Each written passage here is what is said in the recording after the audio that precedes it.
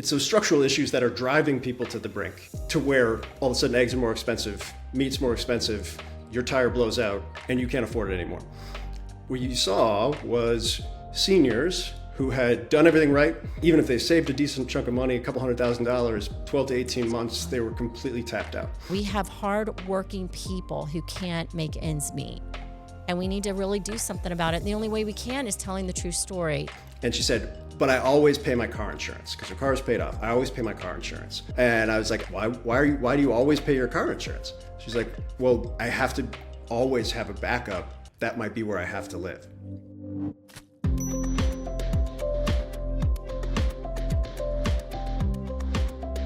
Hey friends, it's Shannon again. Stick a fork in it. So excited that you took the time to stop in and subscribe, because that's what you're supposed to do. When you see a story, national story, in your community, don't you wonder how they got there, how they found that person, how they picked that community or that nonprofit? Well, today we're talking to a friend of ours from CNN. Phil, it is so good to see you. Welcome to Stick a Fork in It. Thanks so much for having me. I was so excited to meet you and have fun with you and the crew when you came here. And I found it so interesting how these projects come together. So first, tell us a little bit about yourself as a professional, as a journalist. Tell us a little bit about your journey to today. So it's interesting. I started as a print reporter. I didn't have any ambition to do television. How I ended up on television is still, I think, an open question in my brain on some level. But when I got out of school, I was down in DC for a program and fell in love with the city. I wasn't like a political nut growing up. I was a big history buff, but I was, as we discussed, because I lived at MacDill in Tampa for a little bit. I was an Army brat, so kind of moved all over the place. And came down for my last semester when I was getting my master's in journalism, and fell in love with Washington and basically went to every publication in town, like the smallest publications you can think of, all policy publications, begging for a job. And the one place that had an opening was a place called Congressional Quarterly, which is now CQ Roll Call. It's a very kind of in the weeds policy place. And they had one opening there and said like, hey, we'll let you do this. It's not very busy. It's not very exciting. The chairman of the committees that you're going to be covering are running for president right now, so don't even worry about it. And then we'll put you into a beat that you understand in a couple of months when one opens up. That beat was banking and finance, and this was at the end of 2007. And so obviously 3 months later, Bear Stearns went down. Throughout the course of that spring and into that summer, we see the kind of absolute peak of the financial crisis, most of which was kind of happening in Washington in terms of they were trying to figure it out. And I fell in love with finance and economics, and kind of, there you go. It was a great experience because you were learning about things almost through blunt force trauma that no one else had ever learned about or known. And so that's amazing. It was a great advantage for me coming up as somebody who didn't have a ton of experience in the space, where felt like I was on an even playing field with the guys at the Journal and the Times and the Post. And so fell in love with economics and finance. And then kind of that's been a through line in the 15, 16 years since, where even when I was chief White House correspondent for CNN or was anchoring a morning show, business, economics, finance was always something that I attached to and always something I tried to carve out. And so was in print for a long time, ended up moving over to CNN and moving over to TV shortly before the 2016 campaign really kicked into high gear, and then covered that race on the road the entire time as a campaign correspondent, Capitol Hill for the first Trump term, chief White House correspondent for the Biden administration, anchored a show in between for a little bit. Right. And now kind of have a really great opportunity at CNN where I can kind of thread it all together. Really kind of stick on policy issues, which is kind of my first love, business and economics when I can, and then figure out what those issues are that I think on a more macro level are impacting actual human beings, trying to connect the policy in Washington to the human beings out in the country and hopefully tell good stories. And that's how we ended up with you guys. Yeah. So how did you end up in Tampa? I know you were here before, but you have this great team. I worked with Andrew. He's amazing. I love him. How did you guys, from brainstorming, because this is a series that's coming out, right? Yeah. That we're part of, or our Miss Phoebe is part of. So which we'll get to her in a minute. Yeah, we can go to any level you want with this. First off, Andrew, my producer, Andrew Seeger, is the most brilliant person I've ever worked with. And I've worked with a lot of really, really smart people. And you know him, you've met him and talked with him, spent a lot of time with him. I could not be luckier to have him. We had Carlos Martinelli, who's our shooter, our photojournalist, who's one of the absolute best in the business. And the way the actual origin of this is late last year after the New York mayoral race, there was like a burst of people talking about the word affordability. And not, in my mind, it was a little bit annoying, to be candid, because I didn't feel like anybody went underneath what that actually means. I think they liked the political buzzword. It was clearly poll tested and every politician was using it. But I felt like this kind of, oh my gosh, people care about affordability was one, detached from the fact that people have cared about this and been struggling with it for years and years and years now, which if you'd been out in the country reporting over the course of those years, you would have seen. But two, it becomes very kind of antiseptic and has no meaning if you just say the word and don't actually attach it to the human beings for whom it is not a yearly thing, not a monthly thing. It is a daily thing. And my idea, based on that frustration, was basically I kind of bunkered myself in my office for a couple of weeks after that was the big kind of talking point of the day, and went through first kind of top line federal national economic data and decided that, look, this isn't about eggs going up, or this isn't about a single inflation print reading on a monthly basis. This isn't about jobs report. These are structural issues that have built over years. Structural issues that I've reported on the kind of macro policy of over years in Washington, and then seen the results when I've gone out and reported stories in the field. And so I wanted to identify kind of 4 major structural issues that I thought were, over the course of those years, had started as cracks and had accelerated into ruptures that are the real kind of existential problems that people are facing. It's not, one grocery item going up. It's not even the one medical emergency that pops up or the tire that pops that you have to get fixed. It's those structural issues that are driving people to the brink, to where all of a sudden eggs are more expensive, meat's more expensive, your tire blows out, you have a prescription that goes up, and you can't afford it anymore. And so from there, once I kind of identified structural issues I wanted to go into state and local data and try and geo-target the places that I thought best embodied what you could map out on a national basis. It's a problem because each community is different, right? Each household has different problems. Each community has different problems. Regionally, there are different problems. But where are the places where it's most acute on these structural issues that the entire country is dealing with? And I landed on Tampa because of what you saw was seniors who had done everything right, worked their tails off their entire lives, come to kind of the place, the dream, right? You retired to Florida. This is where you want to be. You worked hard to get here. And very quickly finding within, even if they saved a decent chunk of money, a couple $100,000, 12 to 18 months, they were completely tapped out. And kind of all of the issues that they were dealing with. And so that's how we ended up in Tampa. And I think, look, to be quite honest, I had a sense of why ending up with you guys was going to be a really, really important element of things. I don't think I fully understood until we were there just how much Feeding Tampa Bay and the entire kind of campus almost embodies what we were talking about in terms of the scale of what you guys provide and the wraparound kind of element of each of the individual things that are on that campus for the community. It's like everything all in one. And since it was the first place that we visited, we traveled for a month. We went to 4 different cities and spent 2 or 3 days in every single city and pushed out into the suburbs and further out from there to tell these stories. Like landing in Tampa and talking to you guys and being with you guys from the jump was like the greatest validation that we could have had, that like, okay, we're on the right track here. This wasn't just data.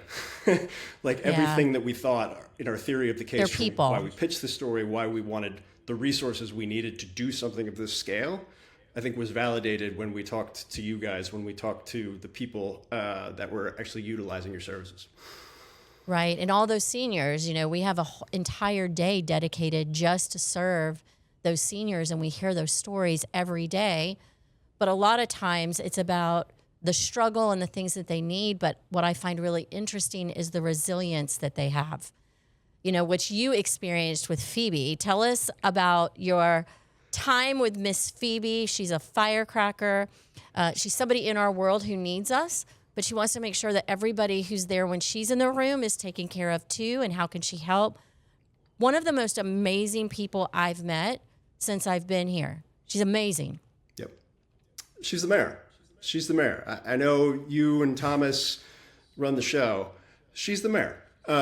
Was my she's one of them. Yes, that's for sure. When we walked in, and again, I'm like fresh off the plane, and so you're still trying to kind of get your bearings, and you're thinking about all the things production-wise that you need, and where can we shoot, how can we shoot, what do we want to shoot, what do I want to make sure I get to talk about, and pull up a chair to the same table that she and her crew of friends are at every single time they go to lunch. They're dressed to the nines. This is an event. This is like prom every single week for them. It's the social outing that I think is so, you can chuckle because they're having a lot of fun when they're talking and hanging out, and it's a great group of friends. But you realize just how absolutely important it is to their day-to-day lives, which I think is so much of what you guys provide, right? It's the ability to feel normal, to feel connected to a community, to have opportunities to utilize services that otherwise are either hard to get, or, to be candid, like you have too much pride to ask for. And I think that was like, Phoebe was such a great, one, she's just a wonderful human being, but two, it was her candor connected with her vulnerability, connected with her, to steal your word, like the resilience was extraordinary. And this was something I experienced over and over and over again, where you would talk to these people who were dealing with the types of problems that would buckle me, that would buckle a normal human being. And to a person, I left those interviews or left those days with them, as I did with Phoebe, like in this weird pendulum swinging moment in my brain of like just feeling absolutely destroyed for what they were going through, but also just like unbelievably in awe of how amazing they were as it's people. Like this, right? Yeah. Your feeling is like, oh my gosh, but look at her. And they have a whole community now. And women that didn't have any friends come into a room over a meal. And now they're like this tight group that takes care of each other. It's amazing. That's how we survive here at Feeding Tampa Bay, because Phoebe, God bless her, is an original. But we have so many of those stories of just really good people who unexpectedly can't really afford life right now.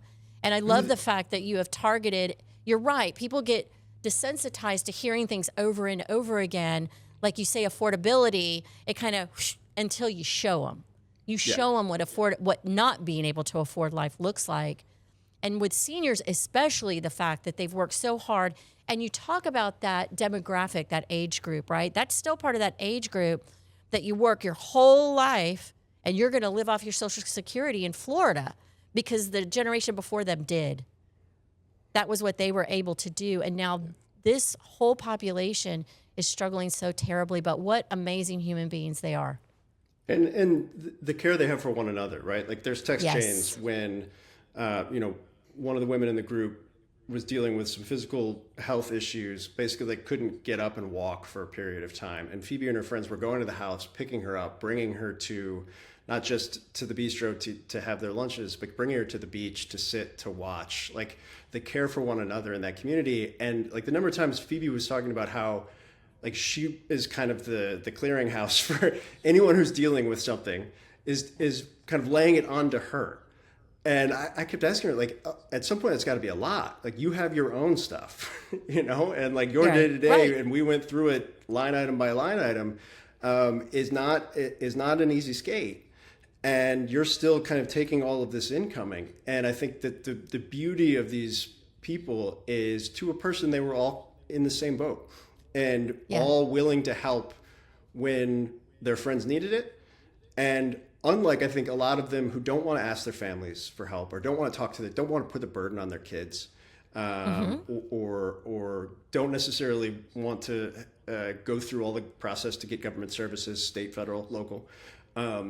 they know that they can call their friends. And that's really, really essential. And the community aspect of what we saw at Feeding Tampa Bay was just extraordinary to me. Yeah, I love that you guys were able to come in and spend that day. Is there something during your time with Phoebe? I know you've kind of explained a lot about it, but personally, is there something spending the time with those ladies that really touched you? One thing, not the encompassing day, but is there a moment that opened your eyes to something? There was one. So there was this like vivid moment that I haven't been able to get out of my head, and then repeated itself several times over the course of the reporting of this. That like it continues to stick with me. And I should say, like my wife learned after the Tampa trip, and then the subsequent 3 that followed, like give me a day when I get home. Like it's going to take me a minute to like kind of collect everything because of some of the stories we were hearing. But Phoebe was walking through how she basically gets through the month, and was talking about how, you know, she has a kind of a full map out of, okay, I can ask for an extension on this bill because I haven't in a couple of months. They will give me like some leeway for 15 days, so I can push that aside so I can pay this or pay that. And how she was kind of playing almost whack-a-mole. And she said, just kind of off the cuff, in passing, like, but I always pay my car insurance because her car is paid off. I always pay my car insurance. And I was like, oh, why do you always pay your car insurance? She's like, well, I have to always have a backup. That might be where I have to live. And I think there's that moment of like, oh, we were just going back and forth about kind of the stress and pressure of trying to figure out how to pay your electric bill while still being able to get gas, while still be, oh, and also, by the way, this is so real that I'm thinking about the backstop of my car may be my home soon because of the trajectory of things. And that just, and she was very matter of fact about it.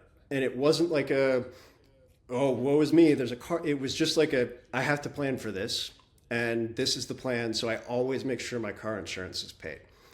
And I think that's when you start to get into that level with people who are extraordinary and will make you laugh your ass off and will make you want to be better as a human being and will be the kind of the absolute archetype of the type of people you want in your community, saying that that's what they're living with on a daily basis. That I think hasn't left me. I think about it multiple times a day, every day.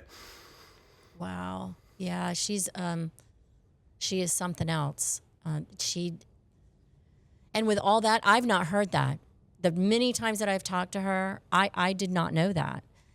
And that breaks my heart. Like when you said that about her keeping that car as an option, I think I got like a little chill all over my body. Like, what? It's unreal to me that she is struggling that hard and how much she pours into not only people who have become her friends, but strangers she meets. Yeah. So you're right. It's like, how can it's not about what she has, what she doesn't have, but it's like, as the human being, how can I rise up to what she represents? As a reporter who travels all over, are there any other stories outside of Miss Phoebe that have touched you, that have changed you in that way? I think that it's almost, I'd almost invert it. There's very few that didn't. And I think we probably interviewed over the course of the 4 places we went and the 4 episodes that will end up coming out of the series. I think we probably interviewed close to 40 people, maybe a little bit more than that. And it wasn't just like the institutional voices, like talking to yourself, talking to Thomas, like their stories, your stories, were just as impactful on me. I think that I'm from, when my dad retired from the military, we moved to Ohio. One of our stories about affordable housing is in Cleveland, Ohio. A woman who's the same exact age as me, you know, just on the other side of the state. We graduated from high school in the same year. And I actually write this in the piece that I'm working on, of like but for the grace of God go I, keeps like rattling around in my head of like where we diverged through no fault of her own, or no good decisions that I made. It's just like, this is the reality. And she is, you know, the Cleveland episode is about housing and about affordable housing, which obviously is something that folks down in Tampa are dealing with as well. And she basically, her rent doubled in 5 or 6 years. She has a 17-year-old son. She's never not worked. She finally decided she wanted stability because her jobs were so fluid that she went back to nursing school. Like had the ability and the motivation and the willingness to do the thing that I feel like no one ever does, which is you talk about that aspirational thing, years and years go by and you never actually do it. And she did it. Put herself through school, took on the student loan debt to do it.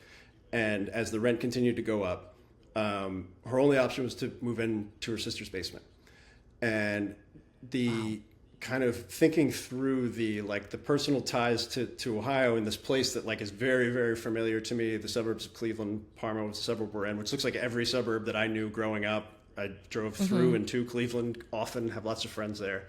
And watching people who I feel like are no different than I was growing up from the same communities that I'm from, dealing with this. I think the best way I would put it is, we're in Boston talking to people that make well into six figures that are dealing with these issues. Theirs was on healthcare, on childcare. Is that one thing that we're trying to show throughout the course of this series is this crosses income levels, this crosses race, this crosses gender, this crosses socioeconomic situations. This is not a one person thing. This is not a one community thing. This is not whatever stereotype you have in your head when you talk about people that are having a difficult time financially, for people that need to utilize government programs, for people that need to utilize places like Feeding Tampa Bay. You're wrong. It's not who you think. And we talked about this, military families that utilize your services. The number of people we saw, you walk into the bistro and everybody's dressed super nice. And it's, and I don't say that, it sounds very, surface-based to say that up front. But the point I'm trying to make is that every person we talk to is so much different than the people that I hear spoken about amorphously in Washington or see in the spreadsheets from the Bureau of Labor Statistics. And I think trying to capture that was so essential. Sorry, this is a long, windy answer that is no way bearing on what you asked me, but that's kind of where I'm at. It's a heartfelt answer on, I asked you what touched you, and it's all of them on this topic or on these topics of affordability, which everyone says. And I think for those of us that help people tell stories, do all of that, I think it's our role to make sure people understand the plight of it's Americans. You're not from a certain demographic. You mentioned the nurse. She went into debt. She tried. I'm sure her son was the motivation. I'm guessing, but being the mom, that's where I'm going with it. And then she could be in a food bank. I think that was one of the stories for me, was in line with a nurse with her two kids that needed to access services. And that's teachers, that's military. These are people that have worked so hard to get in a certain place, including the seniors that still have to seek assistance and other programs to try to survive and not live in their car. So I thank you, first of all, for telling those stories and seeing that we need to explain them so people understand that it's not, God bless the homeless person or the unhoused is how we say it now. That is not what this looks like at all. We have hardworking people who can't make ends meet. And we need to really do something about it. And the only way we can is telling the true story. So I thank you for doing that. Tell me a little bit about the series and when we can look forward to it.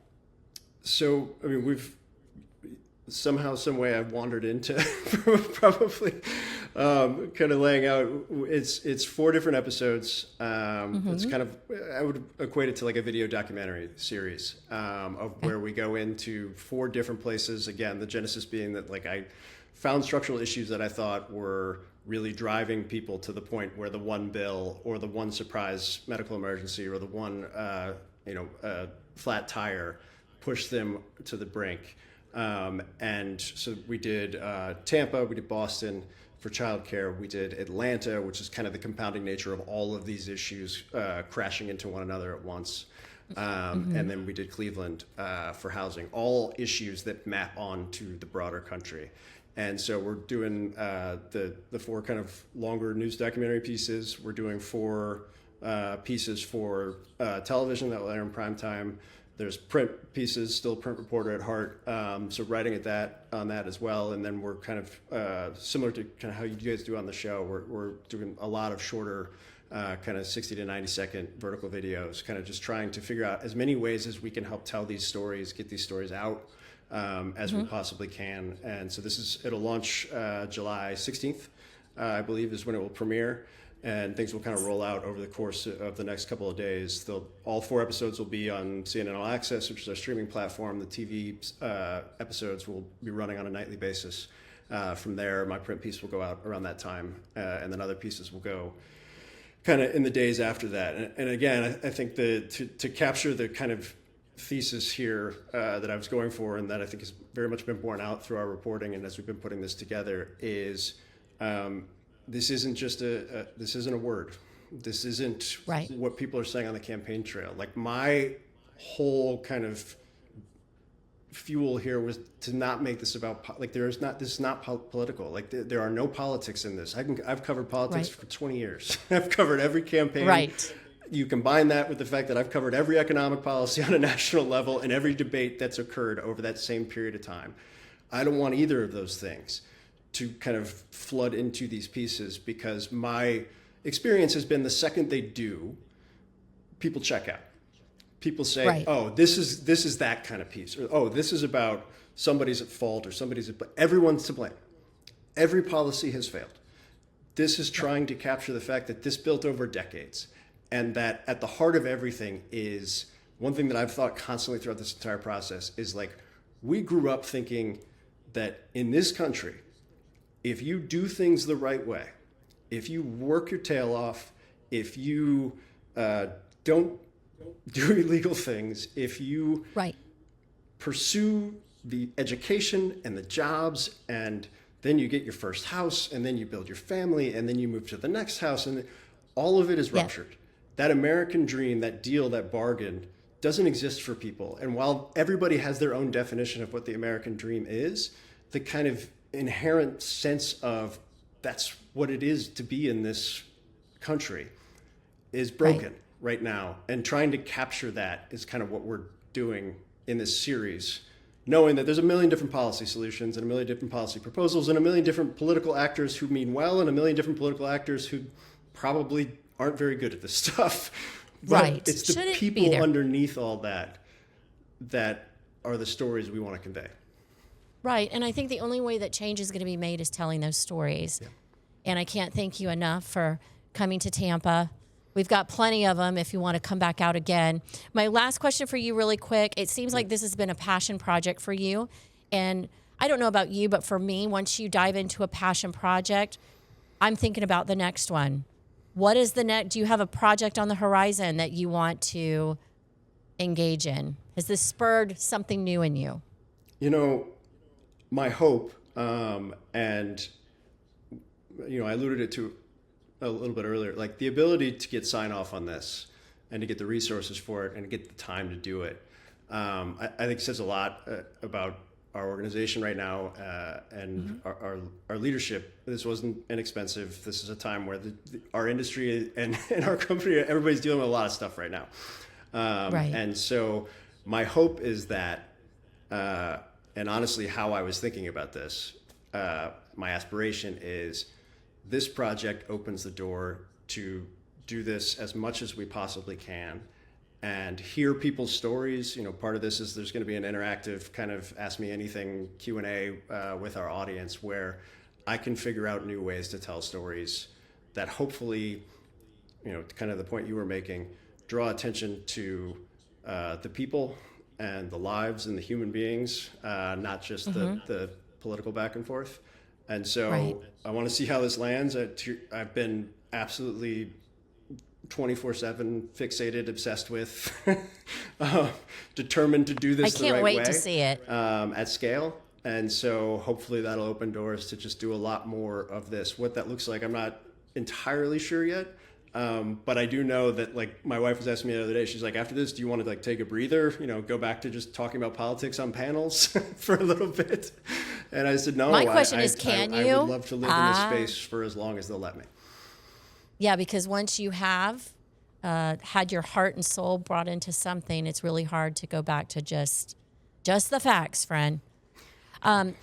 Thank you. Again, how many times have I thanked you today and your team? We can't forget Andrew and everyone else and camera and all the things that it takes to put together a wonderful story for bringing reality to a buzzword, because really that's what you're doing. And well, I'll make sure to get with your team so we have the links, so anyone who wants to see, engage, read any of that on your work that you've put into this, we'll make sure that it's here, on the podcast and people can access it. I think you're going to change lives with this. I think there's going to be people out there that watch and see somebody real and then attribute that to what affordability clearly isn't in America. And the American dream is kind of altering in a different way. Well, So. I hope I certainly hope that's the case. And I want to say, I do too. My appreciation for your willingness to open doors, to connect, to allow us to spend time with you all and with the people who are so fortunate to have access to what you provide. These pieces are not even remotely possible without the willingness from people like yourselves to help. And so I don't think, Andrew, my producer, is brilliant and is like a magician in terms of setting things up like this. But I can't underscore how little of this would have ever gotten off the ground if it weren't for folks like yourself and if it weren't for folks like Phoebe. And honestly, how validating that, like, okay, we're on the right track here. When we hung out with you guys, it was essential to being able to get to where we are right now. So thank you and your entire team. I'm just a little concerned that you tossed Thomas off the pod. He seemed a little bitter about that a couple of weeks ago, and so I don't want to start anything here. But You heard the truth. We came down to about 30 minutes. Today's going to be a little bit over that. And you experienced Thomas Mance, who is a brilliant, amazing man, but he can't answer a question in 3 sentences. It's a whole, production. So he jumped from the podcast. He and I are Thank you very similar in much. that regard, which is why we're going over the top of your 30-minute cap, and I apologize for that. But I also real quick, and then I promise I'll stop, there was a moment where, I think you, Andrew, and Carlos, our photojournalists, were all waiting for us to start the actual interview, but he and I wouldn't stop talking to one another Yes, I was like, literally fellas, about the business model and how it was working. And you guys were like, guys, you have to shoot here. Can we please stop and do the interview? So I get it. I understand. Yep. Exactly. Yep. See, that's why you're sticking up for him, because great minds think alike, apparently. My last thank you of the day. Thank you for taking the time. I know this is taking time from your family. Thank you for taking the time to join us. Thank you for all that you do and for using that amazing experience to now maybe go in a totally different direction. And I hope that for you. And we hope to see you soon. Come back another time to tell a story. We'd love to. And next time you're up in Washington, you or anybody on the team, please let us know. Absolutely. And I actually come there often, so we'll meet up. Thanks, Sounds Phil. great. Thank you. I hope you enjoyed meeting my friend Phil. You're going to be able to watch his shows starting tomorrow. We have the links below. Again, subscribe, share. I think it's really important, as Phil said, for us to understand people, what they're going to, and really that's what Stick a Fork in It is all about.